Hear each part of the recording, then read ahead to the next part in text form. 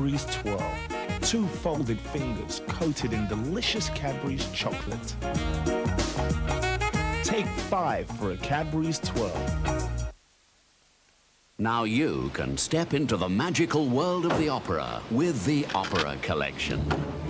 Teledisc presents the perfect way to experience more than 4 hours of highlights from the very best in opera, including Placido Domingo, Joan Sutherland, and many of the world's most celebrated performers. The Opera Collection is beautifully presented on 4 LPs, 4 double-length cassettes, or 4 compact discs.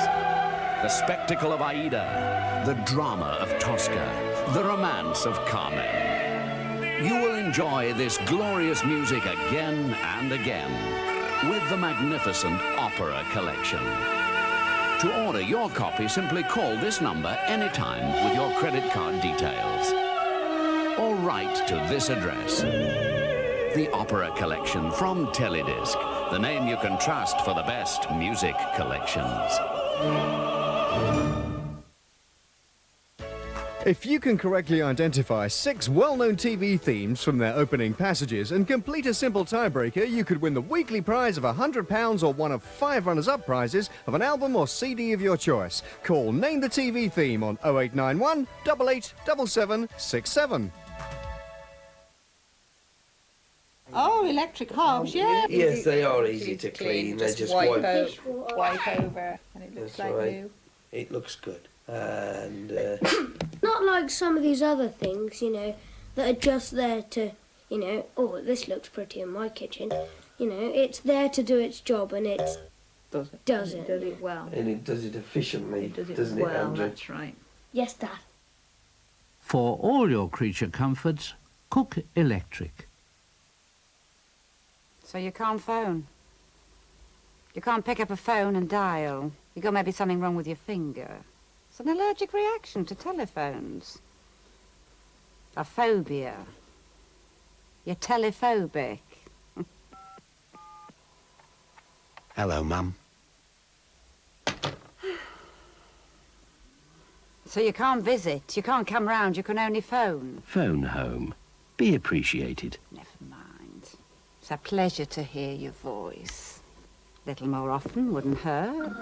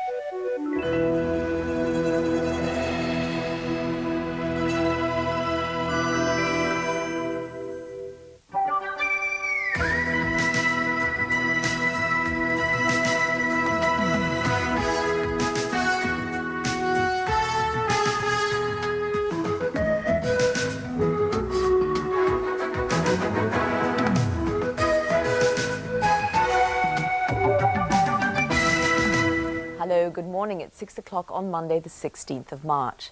I'm Maya Even, and you're watching TVAM. The news headlines this morning. As the election heats up, the opposition parties go on the offensive today, with the Liberal Democrats publishing their own manifesto and Labour its alternative budget. On this morning's programme, we'll be assessing the performance of the party leaders in the first weekend of campaigning, and we'll be setting today's agenda with political commentator Anthony Howard. But now we go over to Sky for the latest national and international news with Lisa Aziz. Hello, Maya. Good morning. The news from Sky for TVAM on Monday, the 16th of March.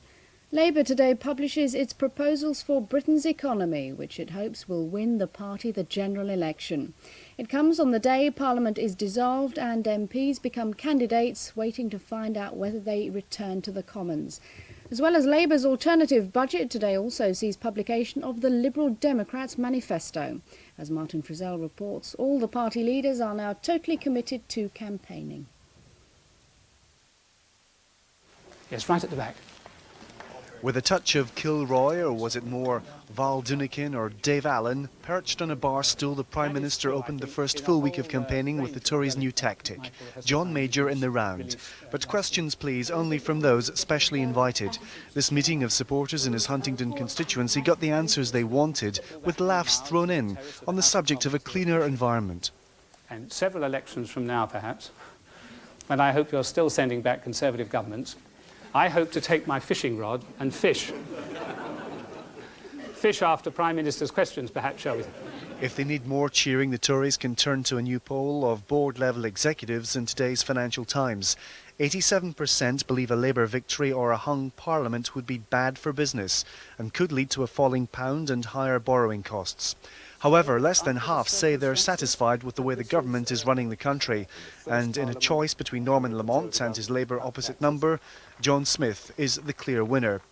In a few hours, Mr Smith will present Labour's alternative budget, which senior officials say will make 9 out of 10 families better off. His proposals are thought to include an increase in personal allowances, possibly double, in effect a tax cut for the lower paid, an increase in pensions and child benefit, and a new 50p top rate tax on those earning around £40,000. It leaves the Liberal Democrats as the only party committed to raising the basic rate of income tax. Later this morning they publish their manifesto, the first of the 3 parties to do so, with Paddy Ashdown pledging to create 400,000 new jobs this year, with 200,000 more to follow. Martin Frizzell, Sky News. The bodies of the 5 missing men lost in the North Sea oil rig crash have been found in the wreckage of their helicopter. It brings the death toll to 11. 6 men, including the pilot, escaped when the aircraft ditched in heavy seas off the Cormorant Alpha platform. Crash investigators are now probing the cause of the tragedy. The bodies of the 5 missing men were found in the wreckage of the helicopter, lying on the seabed in almost 400 feet of water. Divers located the aircraft between the Cormorant Alpha rig and the neighbouring accommodation platform it was trying to reach when the disaster happened. The bodies are expected to be taken to Lerwick in the Shetlands. After that, the key priority is the recovery and study of the in-flight recorder to try to find some clue to the tragedy. The Bristow Super Puma has a good safety record. The Department of Transport investigators now at the scene will be trying to find out whether the crash was caused by a technical fault, like engine failure or the rotor blades icing up in the freezing weather. They'll be questioning survivors, including the pilot, Captain Jonathan Shelbourne, who's still being treated in hospital in Lerwick. The investigators can't rule out human error. But they'll also be studying the weather conditions which prevailed that night.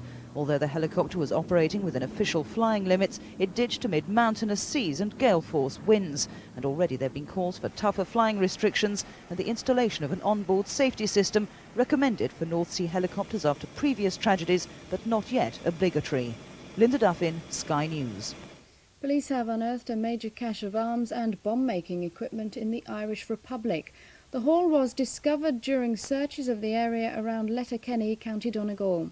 It included a rocket loaded with Semtex explosive ready to be launched, a machine gun, mortar tubes, detonators and 4,000 rounds of ammunition. Last week, police discovered a bomb containing 3,000 pounds of explosives in the same area. Environmental groups are warning that the closure of the Ravenscraig steel plant in Scotland will leave long-term contamination that will take years to clear. British Steel is closing the Lanarkshire plant in September, but Friends of the Earth says it could cost £150 million to make the site safe for reuse. From Motherwell, Aileen Taylor reports. British Steel have produced huge profits from their plants like that at Ravenscraig. But a less welcome byproduct of the steel-making process is the mixture of chemicals which has seeped into the soil over the years. No one knows exactly what's in the ground now, but a report by the Lanarkshire Development Agency suggests it could take 7 years and £150 million to make the area safe for housing and new industry. Environmentalists fear the site could be abandoned if the costs put off potential buyers. This is the most important piece of land in Scotland, probably in Britain as well. And if we don't tackle this piece of contamination, we set a precedent for any other major industrial company to simply padlock the site and walk away from it. They are calling on British Steel to give assurances that they will pay for clearing the site. British Steel are refusing to say what plans they've made to clean up this site when it closes in September. But experts agree they're facing one of the biggest environmental challenges in Britain today. Aileen Taylor, Sky News. As we've heard, Parliament shuts up shop today prior to the election. For many famous faces, it'll be their last appearance in the Commons, not just because of the democratic, but also because of the ageing process. More than 80 MPs are retiring, as Peter Spencer reports. Order! Order! I have a brief statement to make of a valedictory kind. In short, goodbye from him and from a host of others. The longest-serving MP, arguably the most colourful, and without question the most controversial. I couldn't have put it better myself. In fact, her downfall seems to have led to a departure domino effect from her former ministers.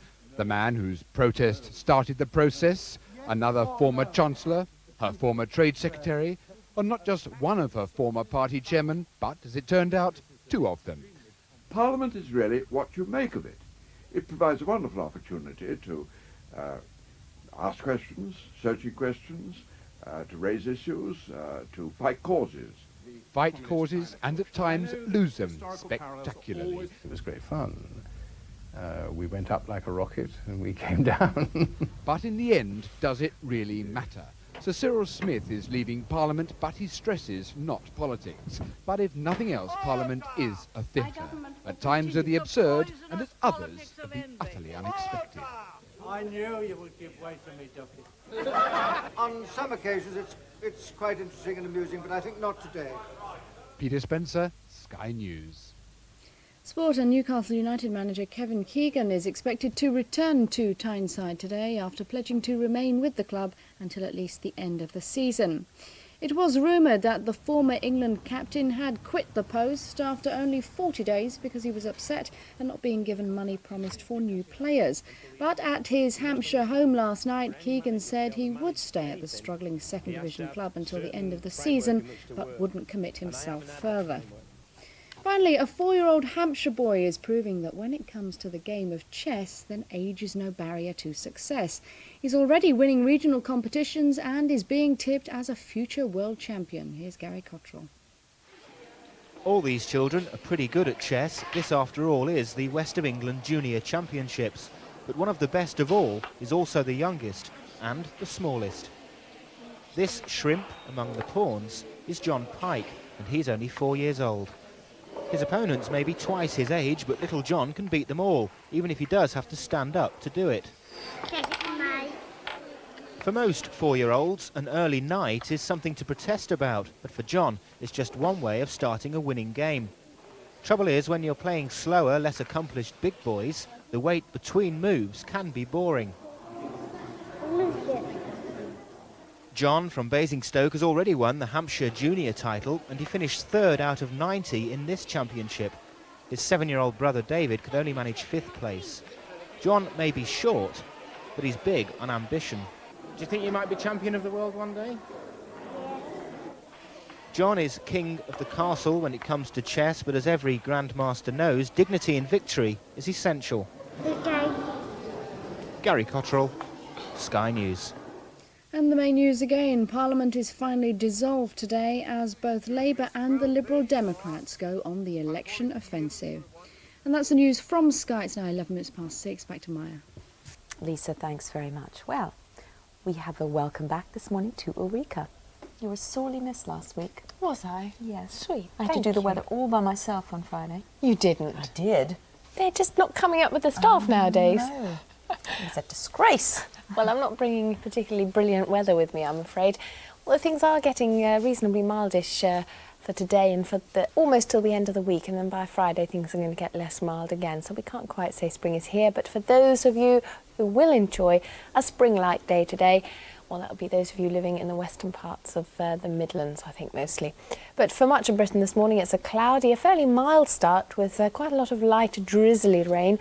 More heavy and more persistent rain, perhaps more prevalent in the northern parts of Scotland. Elsewhere, though, most places becoming dry during the course of the morning and brightening up as well, especially in the southwestern parts of England.